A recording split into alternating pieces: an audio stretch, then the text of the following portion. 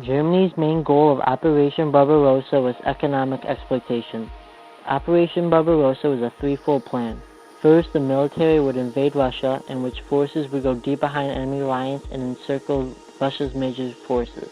This action was expected to be completed in about 8 to 10 weeks. Second, the Germans would take over the Russian economy. Hitler expected to feed all of his troops Russian agriculture in order to maintain Germany's food supply, even though millions of Russian civilians were expected to die. The third step was to overthrow the Russian government. Hitler wanted to kill all enemies of Germany and crush all signs of rebellion. The German invasion included 3 million troops and over 3,000 tanks. Hitler's invasion plan involved 3 separate army groups assigned to capture specific regions and cities of the Soviet Union. Army Group North was to march through the Baltics into northern Russia and either take or destroy the city of Leningrad. Army Group Center would advance to Smolensk and then Moscow, while Army Group South was to strike the heavily populated and agricultural heartland of Ukraine, taking Kiev before continuing eastward to the Volga River with the aim of controlling the oil-rich Caucasus. Despite the German military buildup near the Russian border and warnings from Russian and British spies of the exact German invasion date, the Soviet government refused to mobilize for war.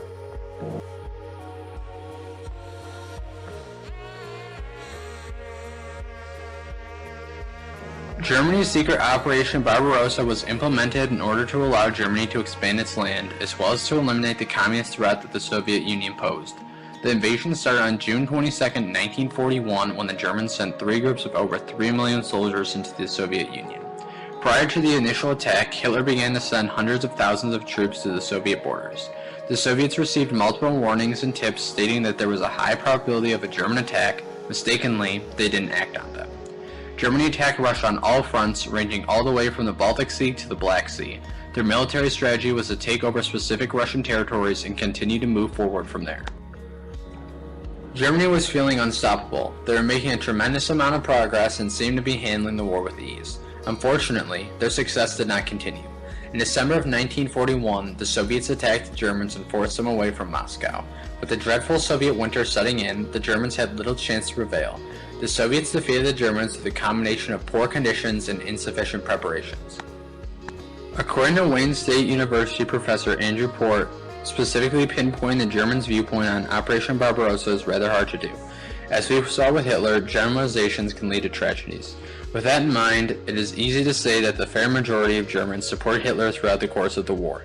While this was not true for everyone, the Germans didn't seem to look upon the Soviets with disdain. They viewed them as subhuman and as a threat to the German population. Through the majority of the war, ordinary Germans weren't affected much. This changed in 1943 when the Allies started to bomb German cities. But prior to that, they continued to live their typical daily lives. There were the occasional shortages of goods, and if you were one of the groups the Nazis were persecuting, life was terrible.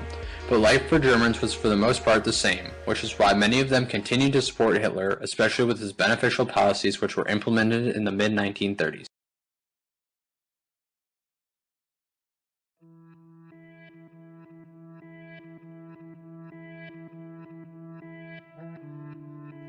On August 23, 1939, the Soviet Union entered into a non-aggression pact with Nazi Germany, negotiated by the Soviet and German foreign ministers.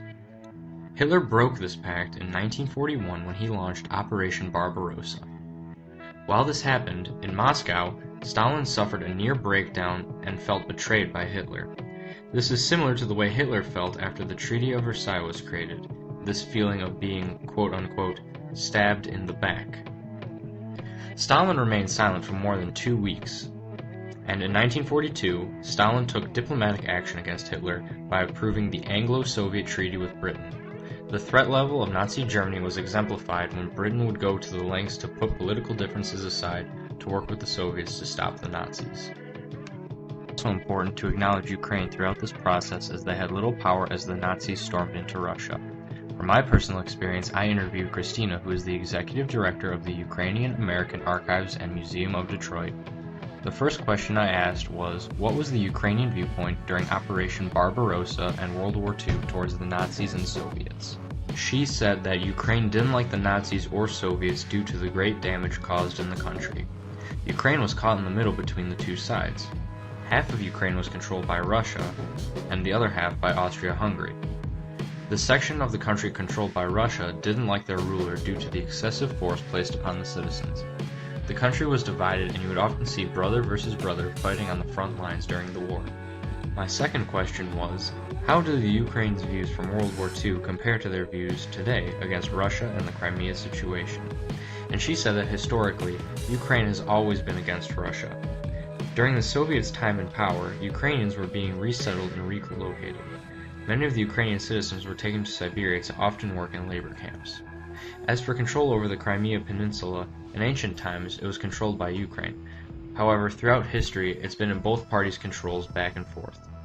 Let us stop and take a moment to notice the parallels made in this portion of the video. First off, we can look at Ukraine's anti-Russian feelings then and now. Likewise, we can see the division of Ukraine and brother versus brother fighting similar to that of the American Civil War. Lastly, the fight over Crimea is similar to the Jews and Muslims fighting over the Holy Land of Jerusalem. The possession has slipped back and forth throughout the course of history in both scenarios. Soviet propaganda was also very big at this time. The current image is translated into, "For the motherland, for Stalin." This conveys a sense of nationalism that Russia had towards their country during World War II, and especially during Operation Barbarossa.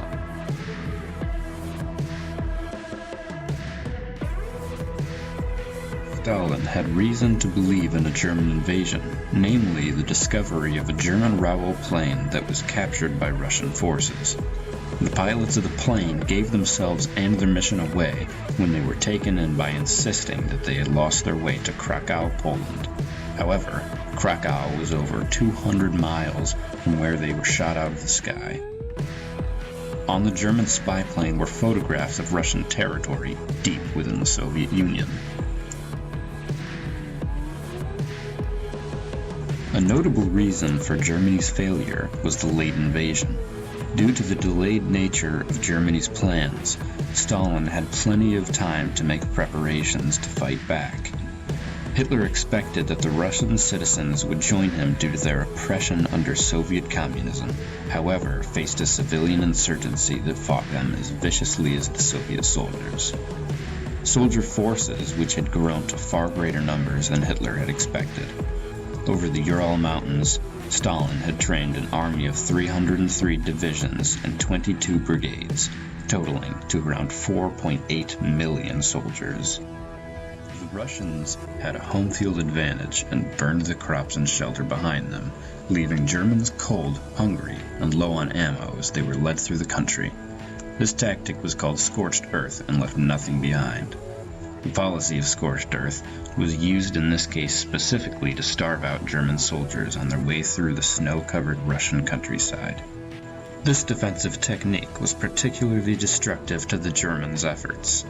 Not only had the cold Russian winter taken a physical toll on the soldiers, but a technical one as well.